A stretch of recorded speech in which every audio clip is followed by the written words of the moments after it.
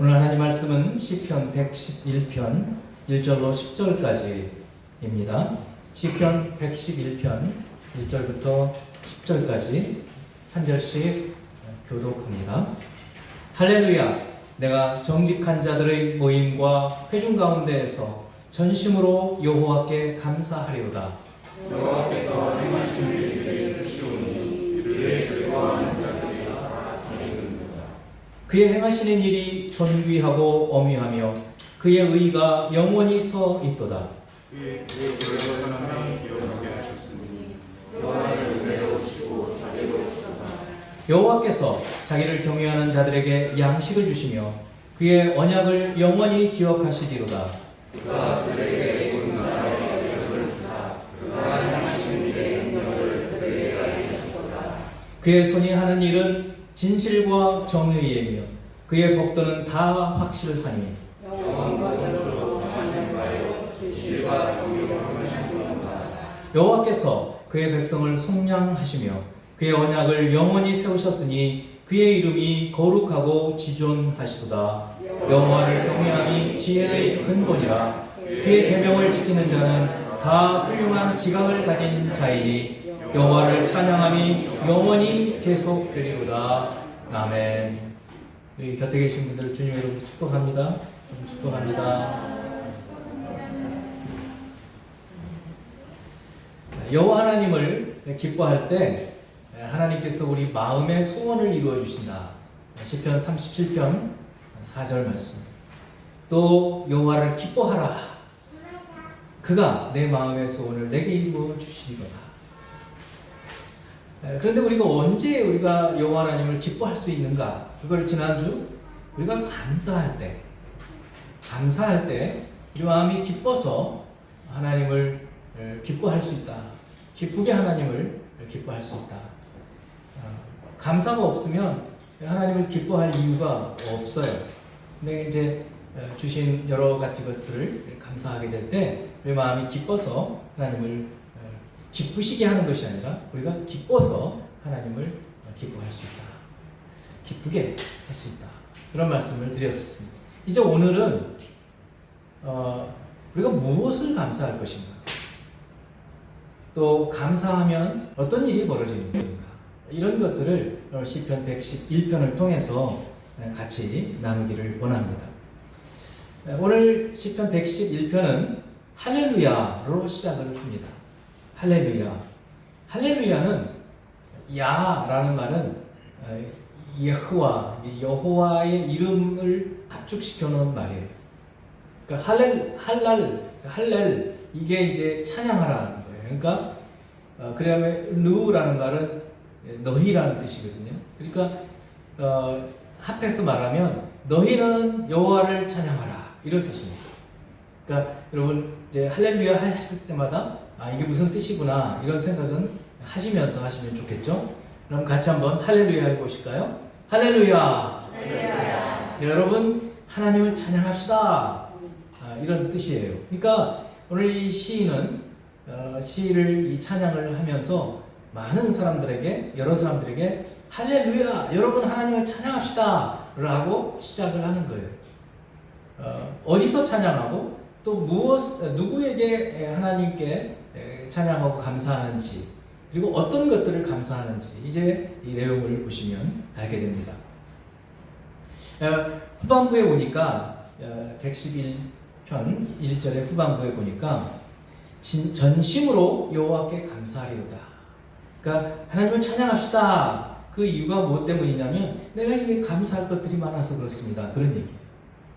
여러분 언제 할렐루야 하게 됩니까? 기쁜 일이 있을 때, 좋은 일이 있을 때, 어떤 어려운 일이 있었는데 그것이 이제 극복됐을 때 할렐루야 하지 않습니까? 그렇죠. 이 시인도 마찬가지로 자신에게 감사할 거리들이 있기 때문에 할렐루야로 시작을 하고 그것을 여러 가지 것들을 감사하겠다는 말인 것입니다. 그리고 이제 가운데 보니까 내가 정직한 자들의 모임과 회중 가운데에서 전심으로 여호와께 감사하리로다. 이렇게 되어 있어요. 그러니까 이렇게 생각해 보면 성경 한 절을 암송하는 것 그렇게 어렵지 않죠. 제가 할렐루야 얘기를 했고 맨 마지막엔 전심으로 감사하리로다.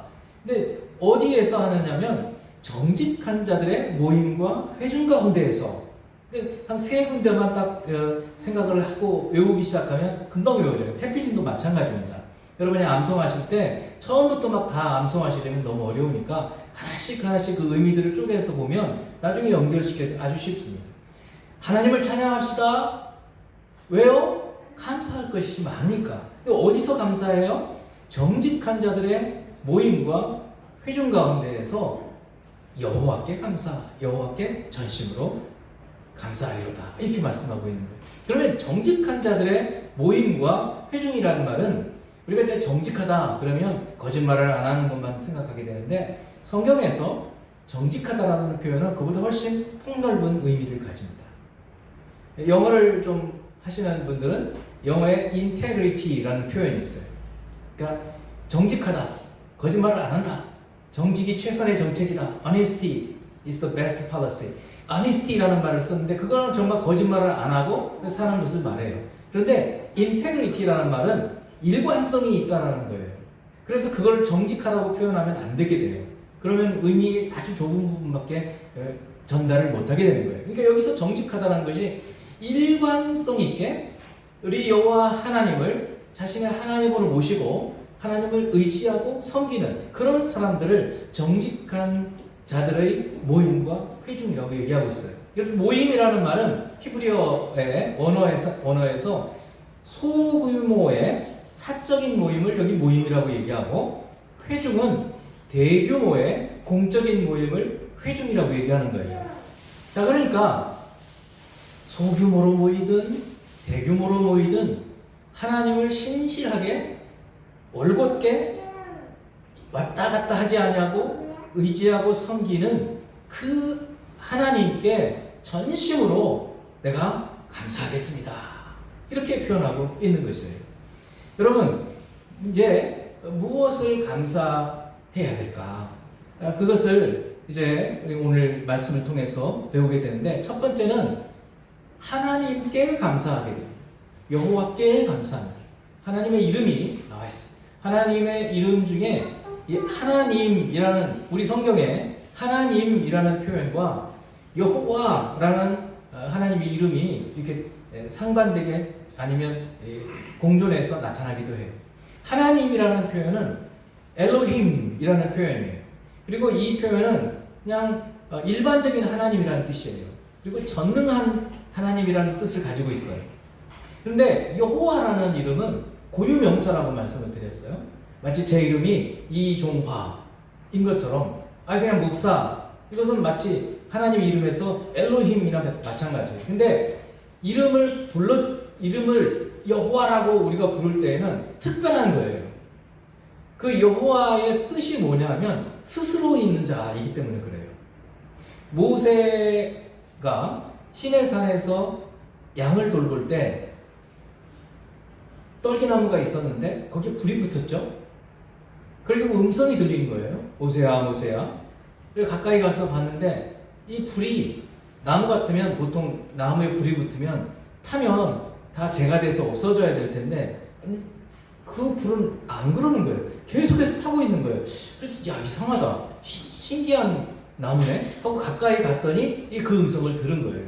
그때 이 하나님께서 모세에게 이 여호와라는 이름을 알려주신 거예요.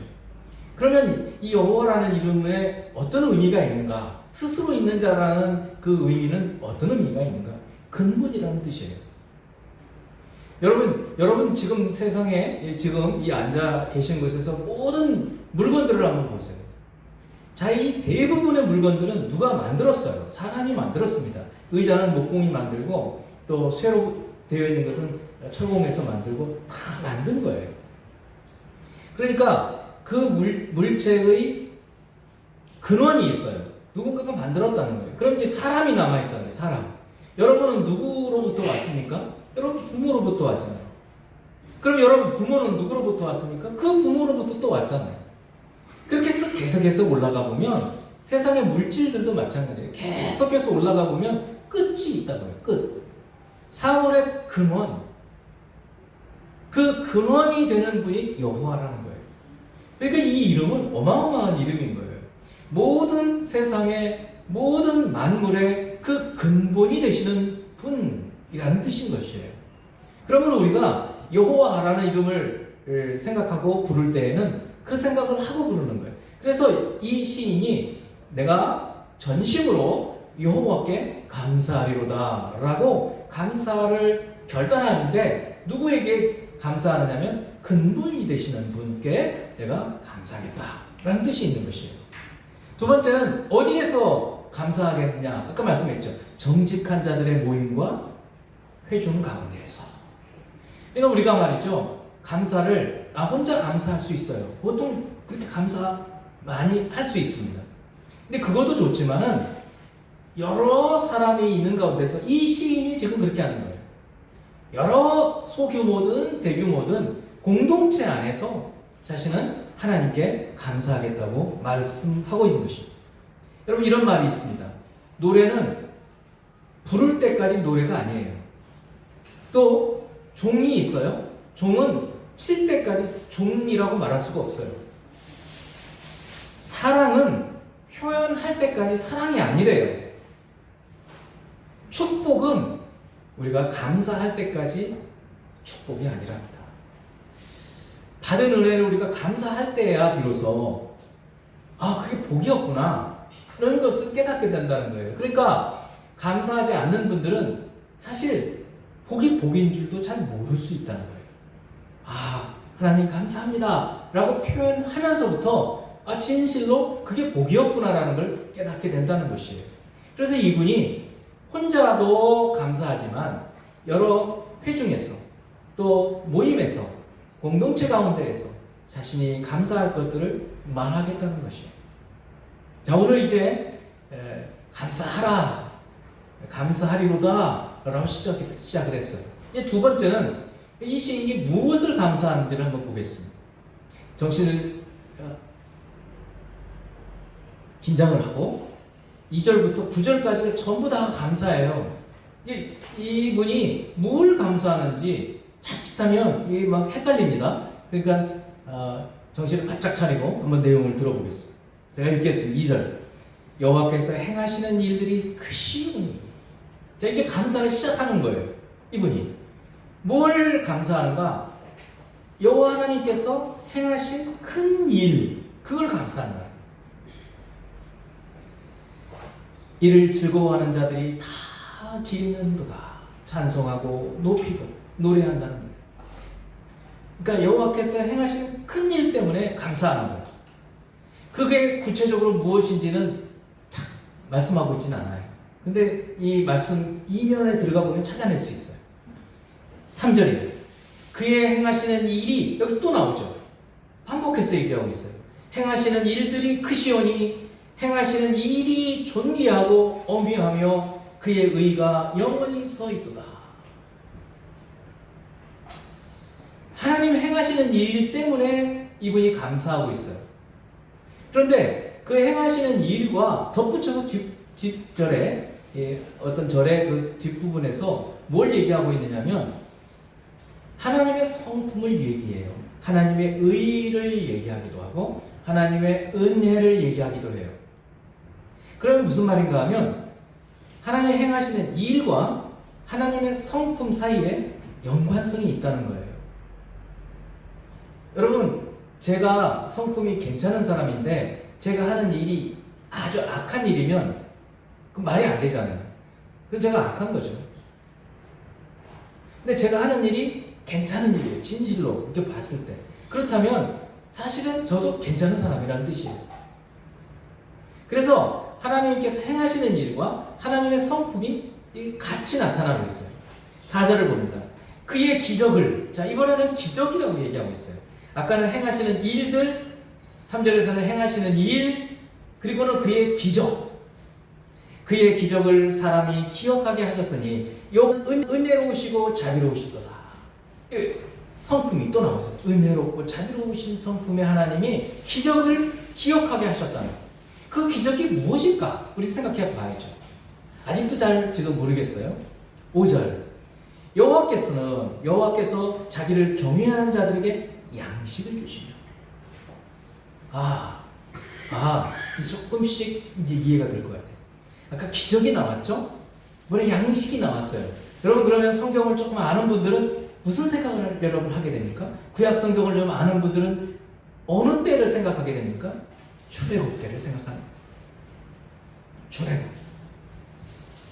이집트의 노예 생활로 죽을 것 같은 고생을 하던 거기에서 하나님이 기적과 같이 아주 기적을 여러 번 행하셨죠. 그리고 광야에서는 양식을 주셨죠. 만나, 메추라기. 그걸 지금 얘기하고 계시는 거예요. 여호와께서 자기를 경외하는 자들에게 양식을 주시며 그의 언약을 영원히 기억하시리로다. 여기 언약은 또 이제 말씀을 아는 분들은 저희는 창세기에서 계시록까지 가잖아요. 그럼 이 이스라엘 백성들에게 첫 번째 언약을 주신 때가 언제였어요? 시내산 언약인 거예요. 모세에게 시내산에서 십계명을 통해서 풀어주신 그 언약. 그러면 그때를 지금 두고 이 사람이 감사하고 있는 거구나. 그런 것을 우리가 헤아려 알 수 있는 거죠. 6절입니다. 그가 그들에게 뭇 나라의 기업을 주사. 이건 뭘 것 같으세요, 여러분? 그가 그 이스라엘 백성들에게 많은 나라의 기업을 주셨다는 거예요. 가나안 땅을 정복한 거죠. 가나안 땅 정복을 얘기하고 있는 거예요. 그가 행하시는 일의 능력을 그들에게 알리셨다. 그의 손이 하는 일은 진실과 정의이며 그의 법도는 다 확실하니 영원 무궁토록 정하신 바요 진실과 정의로 행하신 바로다. 여호와께서 그의 백성을 속량하시며, 속량이라는 구속, 구원이라는 뜻이에요. 그의 언약을 영원히 세우셨으니 그의 이름이 거룩하고 지존하시다. 굉장히 많은 내용들이 있어요. 그래서 제가 아까 정신을 똑바로 우리에게 차리자고 했어요. 자, 제가 이것을 이 산발적으로 있는 내용을 딱 정리를 해드리면 이제 이 시인이 감사하고 있는 것을 두 가지로 정리해낼 수 있어요. 첫 번째는 하나님께서 행하신 기적, 큰 일, 그게 무엇이었어요? 출애굽의 구원이었어요. 그러니까 이 시인이 감사하고 있는 것은 구원하심을 감사하는 거예요. 노예 상태에서 마귀와 같은 그 애굽에서부터 출애굽하게 되는 거, 그거를 감사하는 거예요. 또 하나는 5절과 9절 말씀에 있는 내용인데 언약이라는 말이 두 번이나 나와요. 언약을 영원히 기억하시고 언약을 영원히 세우셨다는 말씀이 있어요. 언약이라는 말 좀 쉽게 말하면 뭐죠? 약속입니다. 제가 한동안 설교가 이 하나님의 약속을 믿고 기도하십시오. 이런 말씀을 많이 드렸어요. 하나님의 약속이 하나님이에요. 하나님은 언약의 하나님이에요. 구약과 신약이 있어요. 그 약이 약속이에요. 언약이에요. 이것을 우리가 잊으면 하나님을 모르는 것이에요. 자, 이제 이 두 가지인 거예요. 첫째는 이 시인이 하나님께 감사하고 있는 첫 번째 내용은 과거에 하나님께서 건져주신, 구원하신 것을 감사하고 있어요. 이스라엘의 역사, 이스라엘 사람들은, 성경을 아는 분들은 이 내용 이렇게만 쓱 지나가도 이거 출애굽 얘기구나 알고 있는 거예요. 우리는 이제 배우는 거죠. 두 번째는 언약을 기억하시는구나. 이거는 과거의 일이 아니에요. 앞으로 일어날 일이에요. 하나님이 약속하신 것을 하나님 기억하신대. 하나님이 그 약속을 세우신대. 그러니까 앞으로 하나님이 지켜주실 거야 라는 믿음이에요. 이 두 가지를 감사하는 거예요. 자, 따라서 한번 해보십시오. 과거의 구원을 감사합니다. 미래의 약속을 지켜주실 것을 감사합니다. 지금 현재, 나는 지금 이 시인은 현재에 있지만 과거에 구원하신 것을 감사하고 미래의 약속을 하나님 반드시 지켜주실 것을 믿으면서 감사하고 있는 거예요. 이 두 가지 내용을 이 시인은 감사하고 있는 거예요. 성도 여러분, 여러분은 무엇을 감사하십니까? 여러분, 예수 그리스도를 믿음으로 여러분 구원 받음을 확신하세요? 여러분 꿈을 꿨어요. 잠을 자다가 꿈을 꿨어요. 그런데 내가 예수 믿기 전의 상태로 돌아갔어요. 그럼 여러분은 어떠시겠어요? 그래도 그만, 안 그래도 그만, 이런 생각이세요? 아니면 끔찍해, 그럴 수가 없어, 어느 쪽이세요? 예수 믿기 전의 상태로 여러분이 돌아갔을 때 끔찍하다고 생각하는 분들은 그건 구원의 확신이 있는 분이라고 생각이 들어요. 왜냐하면 그만큼 예수 믿고 여러분의 변화가 일어난 것이기 때문에 그렇습니다.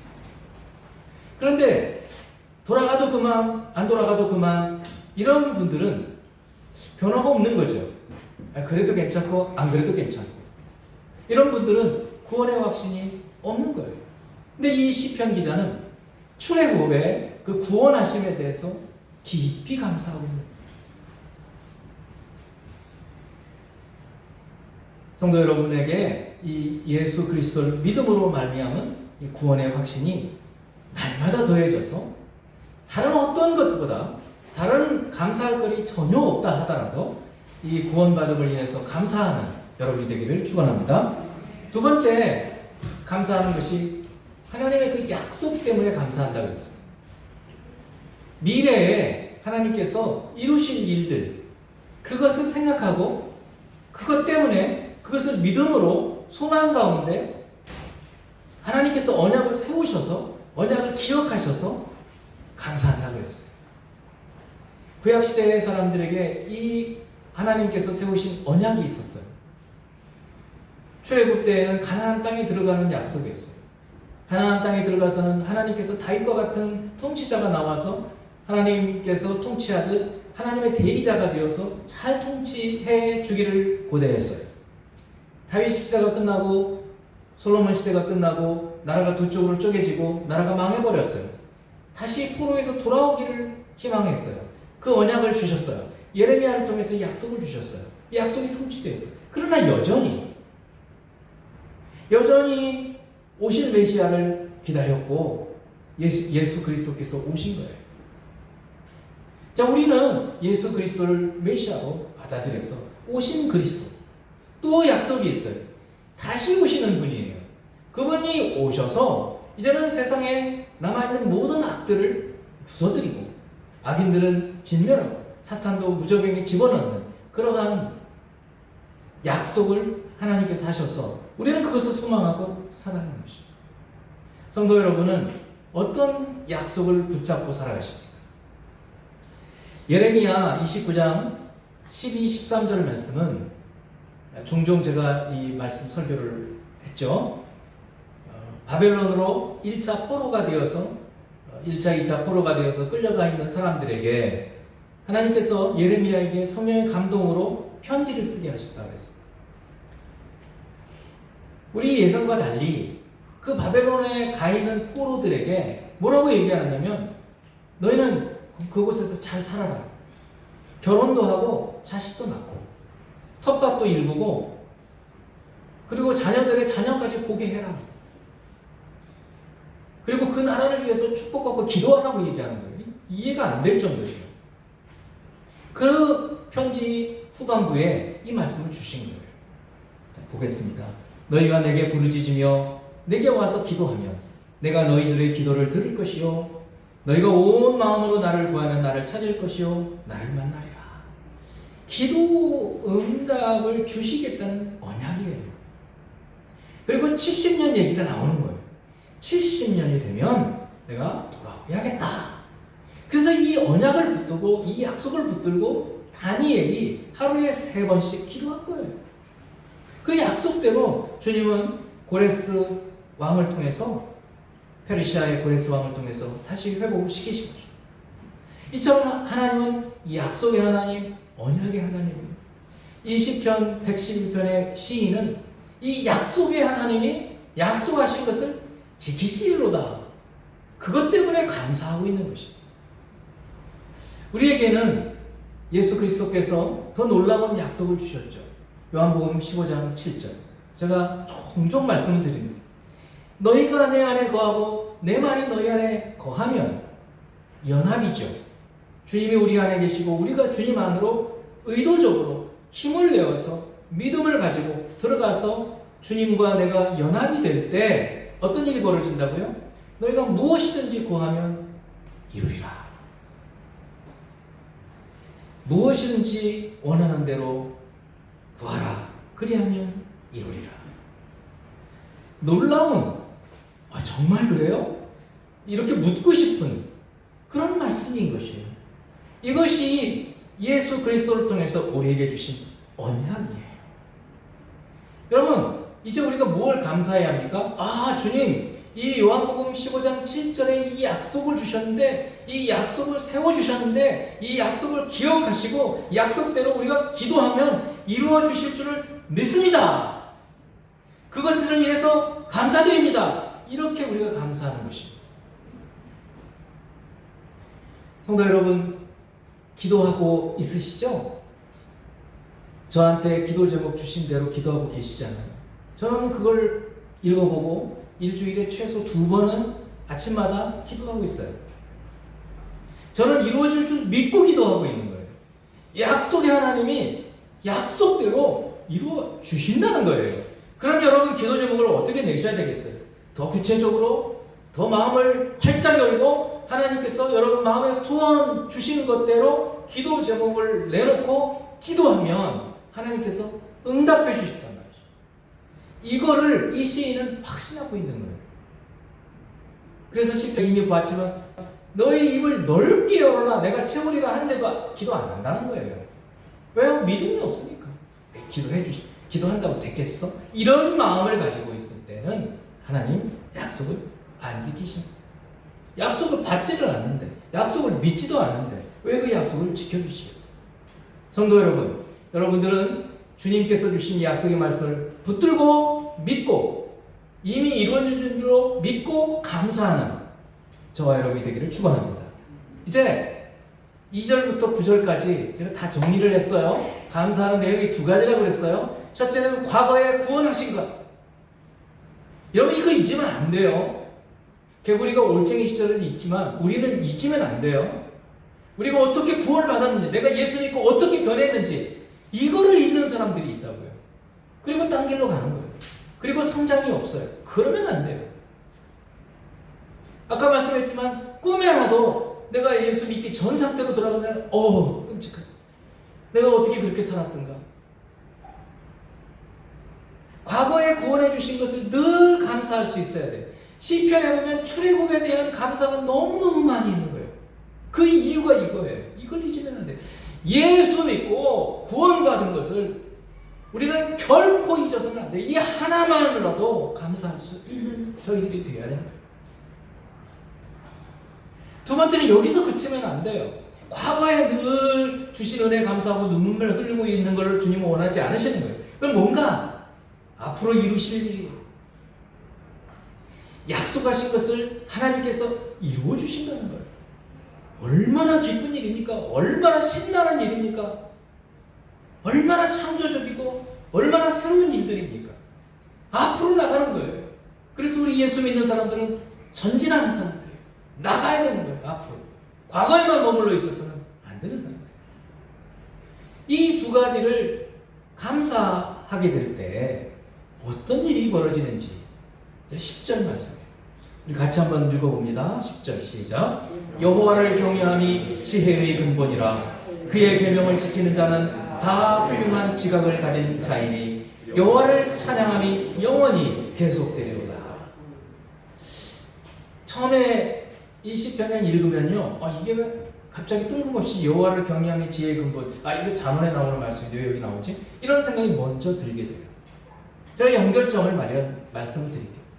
우리는 시편 1편에서 할렐루야! 정직한 자들의 모임과 회중 가운데에서 전심으로 여호와께 감사하겠다라고 선포를 하고 있어요. 그리고 2절에서 9절까지 감사의 내용을 전부 말하고 있는 거예요. 이런 것들 때문에 내가 감사합니다. 그리고는 마지막 결론부에서 여호와를 경외함이 지혜의 근본이라고 얘기를 하고 있는 거예요. 그러면 이 사람이 지금 감사를 하고 있는 사람인데 여호와를 경외하는 것에 대한 얘기를 하고 있는 거예요. 그러면 잘 생각해 보면 여러분 여호와를 경외한다는 말 뜻은 다 알고 계시잖아요. 존경하면서 두려워하는 거예요. 두려워하면서 존경하는 거예요. 그러면 이 사람이 지금 감사를 하고 있는데 감사를 하면서 왜 여호와를 경외하는 이야기를 하는가? 아하, 이 비밀이 여기 있는 거예요. 하나님께 큰 일이든 작은 일이든 구원받은 것이든 앞으로 하나님 약속을 이루어 주실 것이든 약속을 붙잡고 감사하는 사람이 하나님을 경외하는 사람이라는 것이에요. 그러니까 감사와 하나님 경외는 동전의 양면과 같다는 거예요. 감사하는 사람은 하나님을 경외하는 사람. 한번 생각해 보세요. 하나님께 감사하는데 하나님을 함부로 대하는 사람이 있을까요? 하나님 감사합니다 하면서 하나님을 막 욕하는 사람이 있을 수가 없죠. 하나님은 어떤 분이신지, 그분이 어떤 것을 베풀어 주셨는지 이것에 대해서 감사하는 사람은 하나님께 존경하는 마음, 하나님을 사랑하는 마음이 당연히 있기 때문에 그러는 거예요. 또 거꾸로 하나님을 경외하는 사람은 하나님께서 베푸신 일들에 대한 감사가 넘칠 수 있게 되는 거예요. 자, 그래서 감사는 하나님을 경외하는 것의 표면에 드러난 빙산에 보이는 모습인 거예요. 여러분 빙산을 머릿속에 그려보세요. 평소의 삶이 하나님 앞에서 하나님을 생각하고 사는 사람이에요. 그 사람이 겉으로 딱 보일 때 Thank God! 하나님 감사합니다! 이렇게 말을 하는 거예요. 어떤 사람을 참 좋아해요. 좋아하는데 당신 내가 참 감사해요. 이런 것 때문에 감사해요. 이렇게 말이 나오는 거지 그 사람에 대한 감사하는 마음, 존경하는 마음, 사랑하는 마음도 없는데 이 말이 나올 수가 없는 거죠. 똑같은 거예요. 하나님을 경외하기 때문에 그 경외하는 표면에 드러나는 것이 감사로 드러난 거예요. 그래서 감사하는 사람을 보면 그 이면 속에 하나님에 대한 경외심이 있는 거예요. 그래서 이 하나님을 경외하는, 존경하고 하나님을 두려워하는 사람은 다시 말해서 감사함으로 이렇게 하나님을 경외하는 사람에게 어떤 일이 일어나는가? 감사의 결과가 무언가? 지혜라는 거예요. 지혜. 놀라운 결론이죠. 여호와를 경외함이 지혜의 근본이라. 그의 계명을 지키는 자, 그의 계명을 지키는 자와 하나님을 경외하는 자와 같은 말이에요. 사실은 반복해서 쓰는 거예요. 다 훌륭한 지각을 가졌다는 거예요. 지혜가 지각이에요. 분별력이에요. 감사를 많이 하는 사람은 그 사람 마음속에 하나님을 경외하는 마음이 있고 그 사람 마음속에 하나님의 계명을 지키는 사람이에요. 계명을 마음에 품고 계명을 암송하고 계명을 즐거워하고 그렇죠? 할렐루야. 여호와를 경외하는 어떻게 암송 한번 해볼까요? 시작. 할렐루야. 다 복이 있다는 거예요. 그의 계명을 즐거워한다. 연결이 되잖아요. 갑자기 오늘 우리는 이 112편이거든요. 그것이 112편 1절에서 3절이잖아요. 그 바로 앞에 있는 거예요. 지금 여호와를 경외하며 그의 계명을 즐거워하는 자보다 복이 있도다. 어떤 복이 있어요? 그의 후손이 땅에서 잘 된다는 거예요. 그의 의가 영원히 있으리라는 거예요. 그래서 여호와를 경외함이 지혜의 근본이고 여호와를 경외하는 사람은 그의 계명을 지키는 사람이고 지혜를 얻은 사람은 지각을 가진 사람이에요. 그러니까 어떻게 해요? 영원히 찬양하는 거예요. 계속해서 찬양하는 거예요. 하나님 이렇게 이루어 주신 것을 감사합니다. 찬양합니다.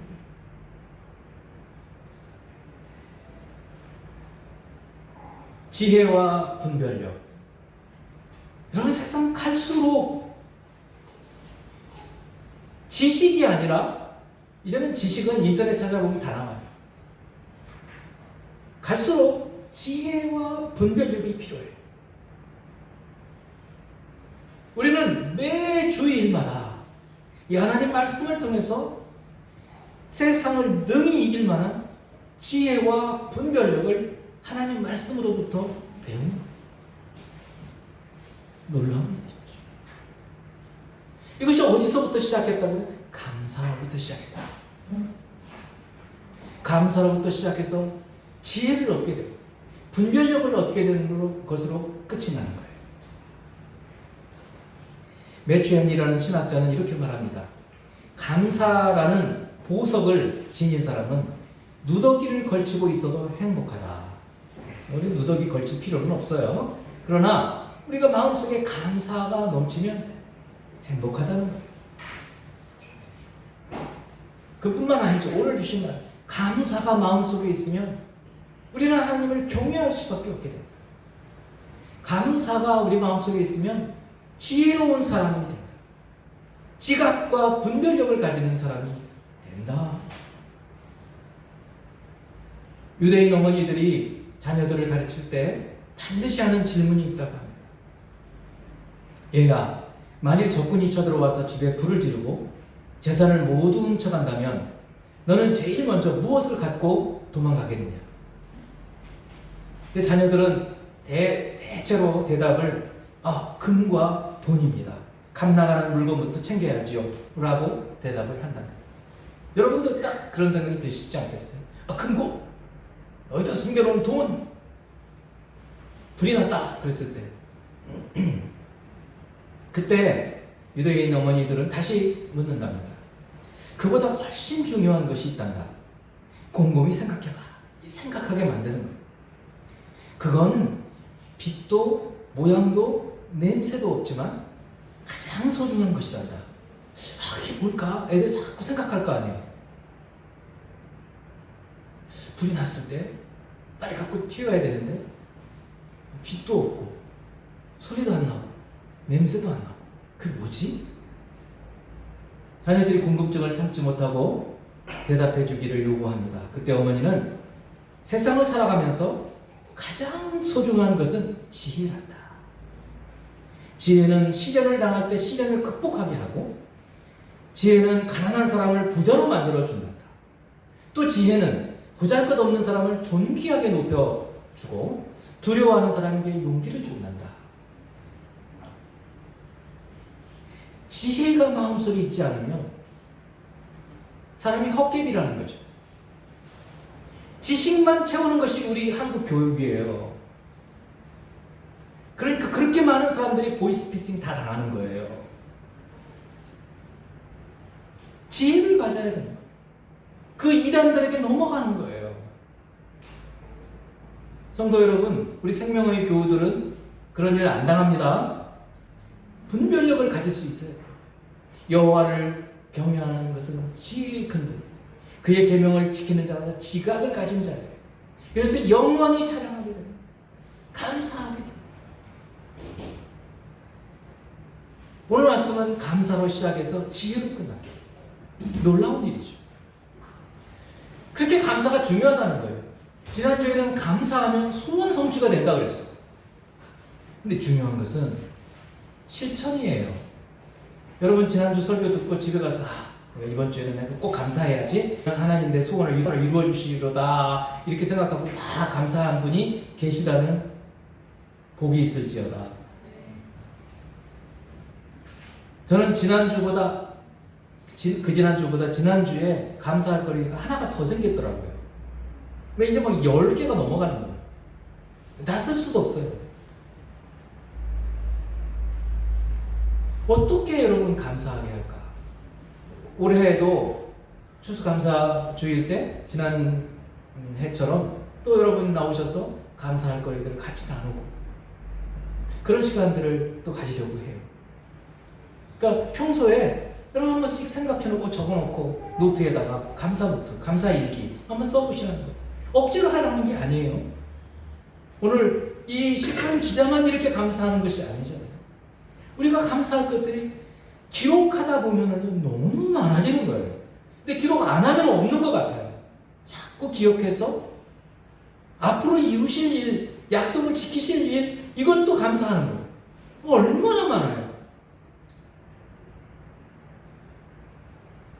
놀랍습니다. 할렐루야. 여러분, 하나님을 찬양합시다. 영원히 그를 찬양하리로다. 이렇게 오늘 시편이 끝나게 됩니다.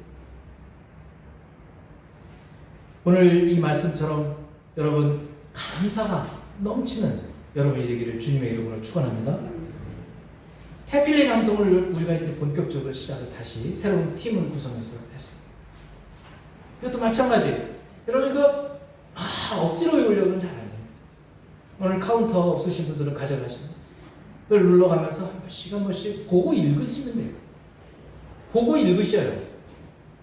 나중에 외우지 말라고 해도 외워집니다. 보고 읽다 보면. 그리고 아침에 기도하실 때 이거부터 태필레 낭송부터 하기 시작하는 거예요. 그러면요 무궁무진한 지혜가 속에서 나오는 거예요. 샘물처럼 솟아나는 거예요. 자녀들과 함께 이 일을 해보시는 거예요. 자녀들과 함께 이게 무슨 뜻인지 아니? 또 자녀들이 물으면 글쎄 내 생각에 이런데 난 잘 모르겠는데 목사님한테 물어볼까? 이렇게 하면서 1년 내내 가시는 거예요. 1년만 하는 게 아니에요. 기가 막힌 하나님의 지혜가 성도 여러분과 여러분 가정에 임하실 줄 믿습니다. 감사로부터 시작합니다.